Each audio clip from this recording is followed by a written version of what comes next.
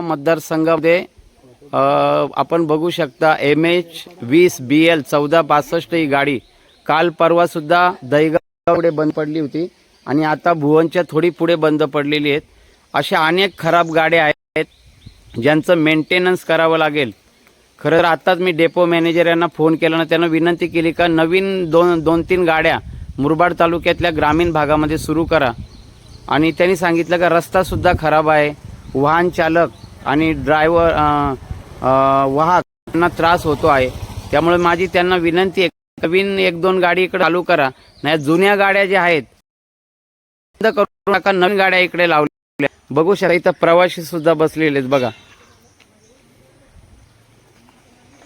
आत्ताच फोन केला त्यांना, म्हटलं मेकॅनिकल लवकर पाठवा।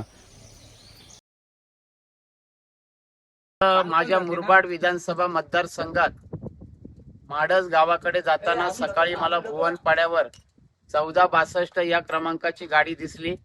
मी तात्काळ माझी गाडी बाजूला घेतली, डेपो मॅनेजर साहेबांना फोन केला आणि मेकॅनिकल लवकर पाठवा अशी सुद्धा त्यांना विनंती केली। त्यांनी लगेच मेकॅनिकल सुद्धा पाठवले, परंतु तीच बस परत आता या ठिकाणी जो दहीगाव नावाचा गाव आहे त्या कमानीच्या समोर रोडच्या बाजूला तीच गाडी आता बंद पडलेली आहे।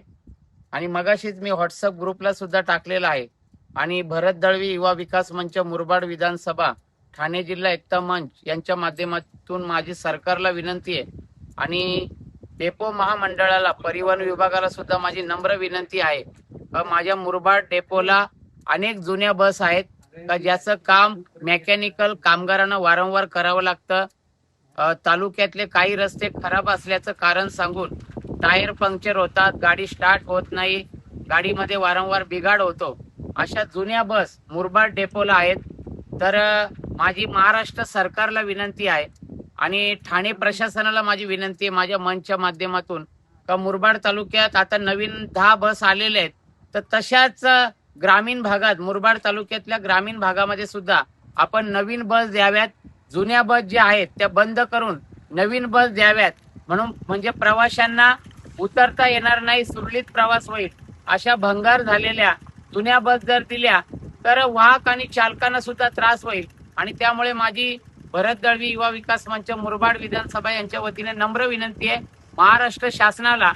आज सुनेत्राताई पवार सुद्धा मुरबाडमध्ये आल्या होत्या, त्यांच्यापर्यंत सुद्धा माझा व्हिडिओ पोहोचवा का मुरबाड विधानसभा मतदारसंघामध्ये मुरबाड तालुक्यात जुन्या बस आहेत त्या बंद करा, त्याऐवजी नवीन बस द्या। धन्यवाद।